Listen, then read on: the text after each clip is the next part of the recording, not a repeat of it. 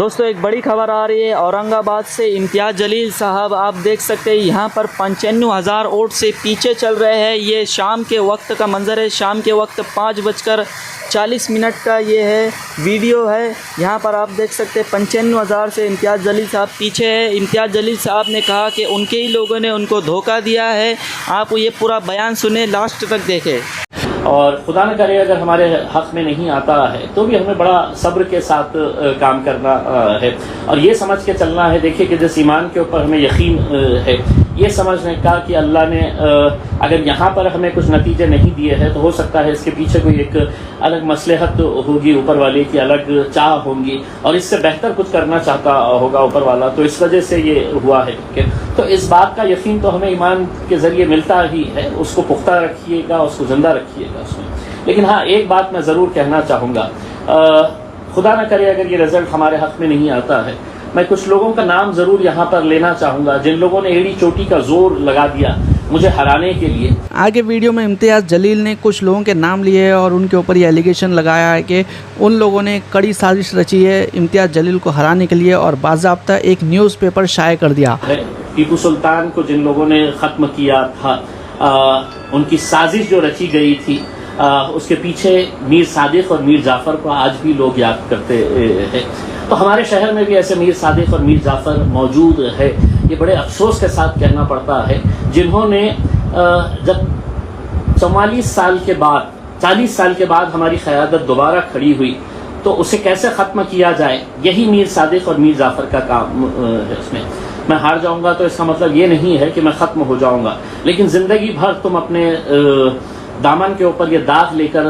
گھومتے رہیں گے، بلکہ تم نے اپنے پیشانیوں کے اوپر یہ نام لکھا دینا کہ میں اس اورنگ آباد ضلع کا کردگلو اگر کوئی ہے تو میں ہوں کر کے۔ تو یہ ایسے جو 8-10 لوگ ہیں جنہوں نے یہ کام کو انجام دیا ہے،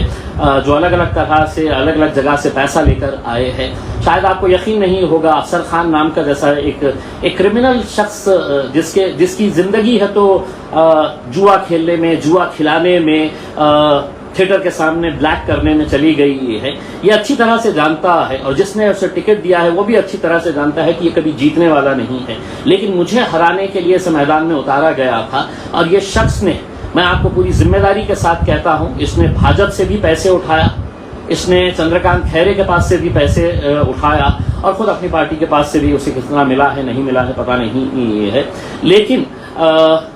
اس کا مقصد یہی تھا اور اسے لایا اسی لیے گیا تھا کہ مجھے کس طریقے سے ہرایا جائے۔ تو سب سے پہلا کردگلو اگر کوئی ہے، سب سے پہلا میر جعفر، میر صادق کا ٹائٹل کسی کو ملنا چاہیے تو وہ ہمارے افسر خان، جو بڑا قوم و ملت کی بات کرتے ہیں۔ لیکن ایسے ہی لوگ آج سے کئی سال پہلے ٹیپو سلطان کے دور میں بھی تھے، اور ہماری قیادت کو ختم کرنے میں یہ ایسے لوگوں کا بہت بڑا ہاتھ ہے۔ اسی کے ساتھ ساتھ دلی گیٹ کے پاس رہنے والا الیاس پہلوان ہر مہینے 2 مہینے کے اندر اپنے گھر میں ہے تو ایک مولانا کو بلاتے ہیں، اجتماع کرتے ہیں، کھانا وانا کھلاتے ہیں، لیکن اس کا ایمان کے اوپر کتنا یقین ہے یہ دیکھیے گا کہ یہ ایک اردو اخبار میں 13 تاریخ کے دن جب الیکشن آنے والا تھا، الیکشن کا دن تھا، اس وقت انہوں نے یہ اپنی تصویر کے ساتھ انہوں نے ایک ایڈورٹائزمنٹ چھاپا تھا۔ یہ اردو اخبار کے اندر یہ ایڈورٹائزمنٹ آیا تھا اور اس کے اندر یہ جناب کی خود کی تصویر ہے۔ یہ وہی جناب ہے جنہوں نے 2014 کے اندر ایک وشیش اخبار نکالا تھا، اردو کے اندر ایک اخبار نکالا تھا، اور جو اخبار جس نے چھاپا تھا وہ ابو بکر رہبر نام کے اپنے آپ کو پترکار جو کہتے ہیں، تو انہوں نے ہے تو میرے خلاف ایک آرٹیکل لکھا تھا، اور 2014 کے اندر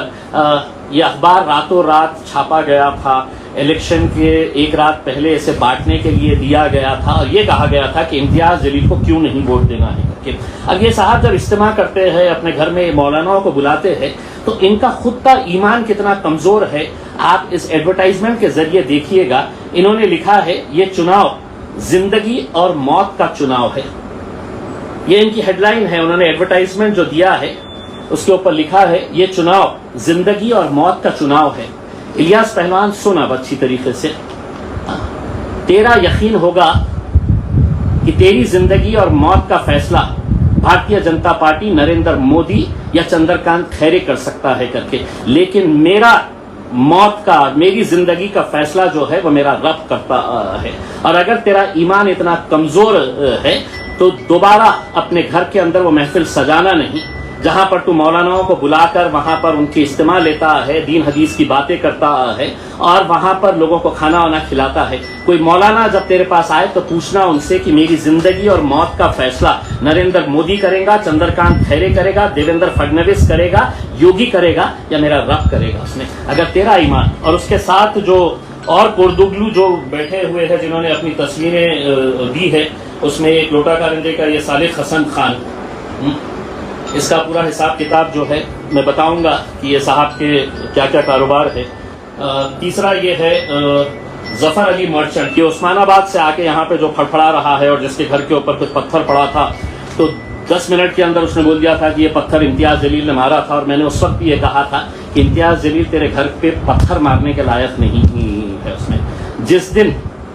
میری سنکی تو میں کیا کروں گا ظفر مرچنٹ، تیرے کو اچھی طریقے سے بتا رہا ہوں، تو عثمان آباد سے آیا ہوا ہے اور یہاں پر یہ اپنے آپ کو ایک داڑھی، سفید داڑھی اور ٹوپی پہن کر جو ابو بکر رہبر صاحب جنہوں نے 2014 میں میرے خلاف آرٹیکل لکھے تھے وہ ہے، اور ایک کوئی پرویز علی ہے جس کی ایک دکان یہاں پر کچھ کانچ وانچ کی دکان ہے، یا تو یہ لوگوں کی اپنی تصویریں ہیں۔ تو یہ جتنے کے جتنے ہیں انہوں نے اپنے پیشانیوں کے اوپر لکھ لینا اگر ہماری قیادت نہیں آتی ہے۔ اور دوسرا ایک بڑا کوردگلو جو ہے